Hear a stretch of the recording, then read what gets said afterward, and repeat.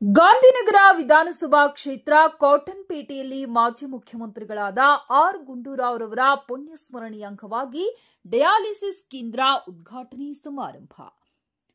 ಸ್ಥಳೀಯ ಶಾಸಕರು, ಆರೋಗ್ಯ ಮತ್ತು ಕುಟುಂಬ ಕಲ್ಯಾಣ ಇಲಾಖೆ ಸಚಿವರಾದ ದಿನೇಶ್ ಗುಂಡೂರಾವ್ ರವರು ಮೆಜೆಸ್ಟಿಕ್ ಪ್ರದೇಶ ಬಸ್ ನಿಲ್ದಾಣದ ಬಳಿ ಇರುವ ಮಾಜಿ ಮುಖ್ಯಮಂತ್ರಿಗಳಾದ ಆರ್ ಗುಂಡೂರಾವ್ ರವರ ಪ್ರತಿಮೆಗೆ ಮಾಲಾರ್ಪಣೆ ಮಾಡಿ ಪುಷ್ಪ ನಮನ ಸಲ್ಲಿಸಿ ಡಯಾಲಿಸಿಸ್ ಕೇಂದ್ರ ಉದ್ಘಾಟನೆ ಮಾಡಿದರು.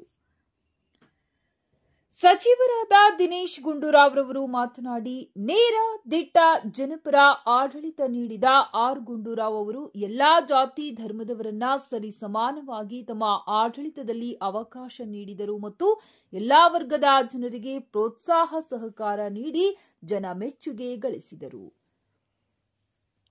ಉತ್ತಮ ಆಸ್ಪತ್ರೆ ನಿರ್ಮಾಣ ಮಾಡಬೇಕು ಎಂದು ಜನರ ಆಶಯವಿತ್ತು. ಅದರಂತೆ ಹಳೆಯ ಕಟ್ಟಡವನ್ನ ತೆರವು ಮಾಡಿ ನೂತನ ಕಟ್ಟಡ ನಿರ್ಮಾಣ ಮಾಡಿ ಡಯಾಲಿಸಿಸ್ ಕೇಂದ್ರ ಮತ್ತು ಪ್ರಾಥಮಿಕ ಕೇಂದ್ರ ಇಂದಿನಿಂದ ರೋಗಿಗಳ ಸೇವೆಗೆ ಲಭ್ಯವಾಗಲಿದೆ. ಬಿಬಿಎಂಪಿ ಆರೋಗ್ಯ ಮತ್ತು ನೈರ್ಮಲ್ಯ ಹಾಗೂ ರಾಜ್ಯ ಸರ್ಕಾರ ಆರೋಗ್ಯ ಮತ್ತು ಕುಟುಂಬ ಇಲಾಖೆ ವತಿಯಿಂದ ಕಿಡ್ನಿ ರೋಗಿಗಳಿಗೆ ಉಚಿತವಾಗಿ ಡಯಾಲಿಸಿಸ್ ಮಾಡಲಾಗುತ್ತದೆ. 10 ಹಾಸಿಗೆಯ ಡಯಾಲಿಸಿಸ್ ಕೇಂದ್ರವಾಗಿದೆ. ಹೈಟೆಕ್ ಆಸ್ಪತ್ರೆಗಳ ಸರಿಸಮಾನವಾಗಿ ಇಲ್ಲಿ ನಿರ್ಮಾಣ ಮಾಡಿ ರೋಗಿಗಳಿಗೆ ಹೈಟೆಕ್ ಸೇವೆ ಲಭಿಸಲಿದೆ.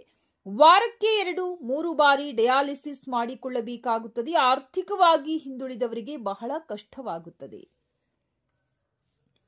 ಬೆಂಗಳೂರಿನ ಹಲವಾರು ಕಡೆಗಳಲ್ಲಿ ಉಚಿತ ಡಯಾಲಿಸಿಸ್ ಕೇಂದ್ರ ಸ್ಥಾಪಿಸಲಾಗಿದೆ. ಆಹಾರ ಪದ್ಧತಿ, ನಿಯಮಿತ ವ್ಯಾಯಾಮ ಮಾಡಬೇಕು. ಇಲ್ಲದೆ ಸಕ್ಕರೆ ಕಾಯಿಲೆ, ಬಿಪಿ ಸಮತಟ್ಟದಲ್ಲಿ ಇಟ್ಟುಕೊಳ್ಳಬೇಕು. ಮಕ್ಕಳ ಕೈಗೆ ಮೊಬೈಲ್ ಕೊಡಬೇಡಿ ಮತ್ತು ಜೀವನ ಶೈಲಿ ಬದಲಾವಣೆ ಮಾಡಿಕೊಳ್ಳಬೇಕು. ಆರೋಗ್ಯವಂತ ಜೀವನ ಮಾಡಲು ಶಿಸ್ತಿನ ಜೀವನ ಸಾಗಿಸಬೇಕೆಂದು ಹೇಳಿದರು. ಕಾಟನ್ಪೇಟೆ ಬ್ಲಾಕ್ ಕಾಂಗ್ರೆಸ್ ಸಮಿತಿ ಅಧ್ಯಕ್ಷರಾದ ಶ್ರೀನಿವಾಸ್ ಮೂರ್ತಿ, ಗ್ಯಾರಂಟಿ ಯೋಜನೆಗಳ ಅನುಷ್ಠಾನ ಸಮಿತಿ ಅಧ್ಯಕ್ಷ ಉಮೇಶ್ ಬಾಬು, ಗಾಂಧಿನಗರ ಬ್ಲಾಕ್ ಕಾಂಗ್ರೆಸ್ ಸಮಿತಿ ಅಧ್ಯಕ್ಷ ಸರವಣನ್, ಮಾಜಿ ಪಾಲಿಕೆ ಸದಸ್ಯ ನವೀನ್ ಕುಮಾರ್, ಬಿಬಿಎಂಪಿ ಆರೋಗ್ಯ ಇಲಾಖೆ ವೈದ್ಯಾಧಿಕಾರಿಗಳು ಉಪಸ್ಥಿತರಿದ್ದರು. ಇವತ್ತು ಇಲ್ಲಿ ನಮ್ಮ ಕಾಟನ್ಪೇಟೆಯಲ್ಲಿ ನನ್ನ ತಂದೆಯವರ ಆರ್ ಗುಂಡೂರಾವ್ ಅವರ 32ನೇ ಪುಣ್ಯತಿಥಿಯ ಅಂಗವಾಗಿ ಇವತ್ತಿಲ್ಲಿ ಏನು ನಾವು ಒಂದು ಆಸ್ಪತ್ರೆ ನಿರ್ಮಾಣ ಮಾಡಿದ್ದು, ಇದರಲ್ಲಿ ಡಯಾಲಿಸಿಸ್ ಕೇಂದ್ರವನ್ನು ಮಾಡಬೇಕು ಅಂತ ನಮ್ಮ ಉದ್ದೇಶ ಆಗಿತ್ತು. ಯಾಕಂದರೆ ಭಾಳಷ್ಟು ಜನರಿಗೆ ಅದರ ಬೇಡಿಕೆ ಇತ್ತು.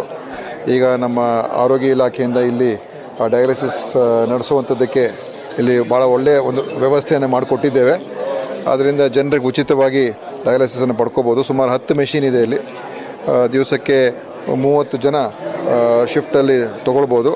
ಮತ್ತು ಇದರಿಂದ ಭಾಳಷ್ಟು ಜನ ಏನು ದೂರ ಹೋಗ್ತಕ್ಕಂಥದ್ದೇನಿತ್ತು ಅವ್ರಿಗೆ ಹತ್ತಿರದಲ್ಲೇ ಸಿಗುವಂಥದ್ದು ಮತ್ತು ಭಾಳ ಒಳ್ಳೆಯ ಸೌಲಭ್ಯ ಮಾಡಿಕೊಟ್ಟಿದ್ದೀವಿ. ಎಲ್ಲ ಒಂದು ಆಧುನಿಕ ಸೌಲಭ್ಯ, ಎಲ್ಲ ಕಡೆ ಒಂದು ಏನು AC ಇರ್ಬೋದು ಅಥವಾ ಸ್ವಚ್ಛತೆ ಇರ್ಬೋದು ಮತ್ತು ಏನೇನು ಅಗತ್ಯ ಇದೆ ಒಂದು ಕಾರ್ಪೊರೇಟ್ ಆಸ್ಪತ್ರೆಗಿಂತ ಇಲ್ಲಿ ಚೆನ್ನಾಗಿರ್ತಕ್ಕಂಥ ವ್ಯವಸ್ಥೆ ಮಾಡಿಕೊಟ್ಟಿದ್ದೀವಿ. ಸೊ ಇದು ಭಾಳ ಒಂದು ಒಳ್ಳೆಯ ಒಂದು ಕಾರ್ಯಕ್ರಮ. ಇದು ಭಾಳ ದಿವಸಗಳ ಹಿಂದೆ ಮಾಡಬೇಕು ಅಂತ ಇತ್ತು. ಭಾಳ ಅದಕ್ಕೆ ಬೇರೆ ಬೇರೆ ಸಮಸ್ಯೆಗಳಾಗಿತ್ತು. ಇವತ್ತು ಓಪನ್ ಆಗಿರುವಂಥದ್ದು ಭಾಳ ಸಂತೋಷ. ದಾಖಲೆ ಏನಿಲ್ಲ, ದಾಖಲೆ ಅವ್ರದ್ದು ಆಧಾರ್ ಕಾರ್ಡು ಅಥವಾ ರೇಷನ್ ಕಾರ್ಡು ಅದು ಏನಾದರೂ ಒಂದು ತೊಗೊಂಡು ಬಂದರೆ ಸಾಕು, ಇನ್ನೇನಿಲ್ಲ. ಹೌದು, ಇಲ್ಲಿ ನಾವು ಒಂದು ಏನು ಒಡಂಬಡಿಕೆ ಮಾಡ್ಕೊಂಡಿದ್ದೀವಿ ನೆಫ್ರೋ ಪ್ಲಸ್ ಅಂತ, ಅವರು ಇದನ್ನು ನಿರ್ವಹಣೆ ಮಾಡ್ತಾರೆ. ಉಳಿದಿರೋ ಎಲ್ಲ ಸೇವೆಯನ್ನು ನಾವು ನಮ್ಮ ಕಡೆಯಿಂದ ಮಾಡಿಸ್ತೀವಿ.